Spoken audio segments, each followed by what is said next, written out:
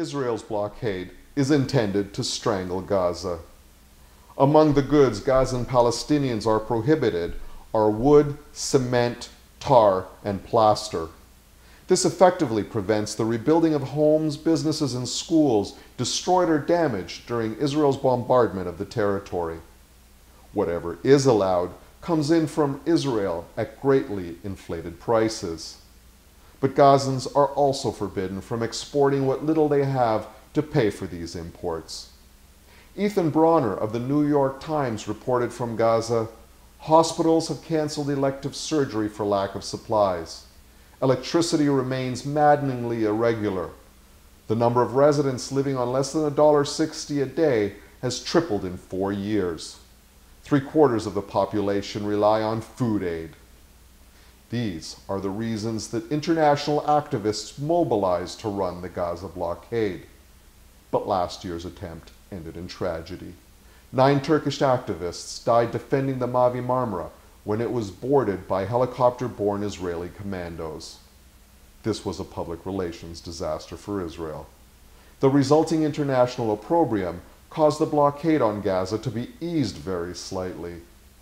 So this year, the Israeli government chose to exercise what they term soft power against the Gaza Flotilla. Long before any vessels were ready to sail, Israel threatened maritime insurance companies in Europe and Turkey.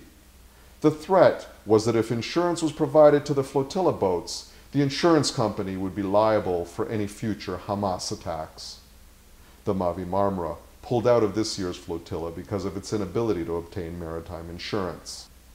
Israeli authorities also threatened global satellite company Inmarsat with criminal prosecution if it provided communication services to flotilla ships. A resident of the Israeli town of Sderot, the main target of Hamas rockets, filed a U.S. lawsuit against Inmarsat for aiding and abetting terrorism by providing satellite navigation services to flotilla vessels. The maritime authorities of cash-strapped Greece were economically pressured to detain flotilla ships for spurious insurance and registration violations.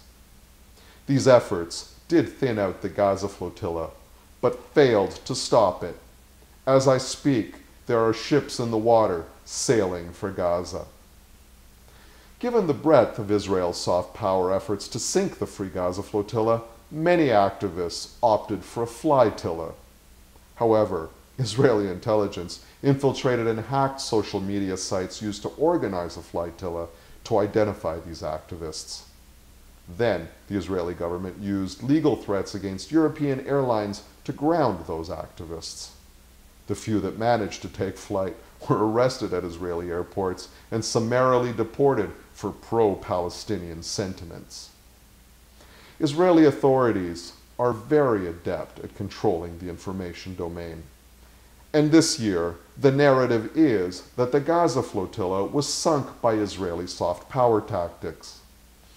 I must say, this is a better story than the video rationalization of the Mavi Marmara bloodbath. But progress for the Palestinians, or for any other people in the Middle East, has always been a bloody endeavor demanding creativity and persistence. The West Bank village of bil'in, with the support of Israeli and international activists, remained committed to nonviolent resistance. For 6 years, weekly protests were held against a security wall that blocked the villagers from their lands. More than 21 protesters were killed in bil'in since 2005. 4 years ago, an Israeli high court ruled that the path of the wall around bil'in needed to be rerouted. The Israeli military recently began dismantling sections of the wall built illegally on Palestinian land. Because 21 protesters gave their lives, the villagers of bil'in can once again reach fields and olive groves that had been walled into Israel. And because last year 9 flotilla activists gave their lives, today the children in Gaza are enjoying halva, nuts, jam, cookies, potato chips, chocolate, writing implements, and toys.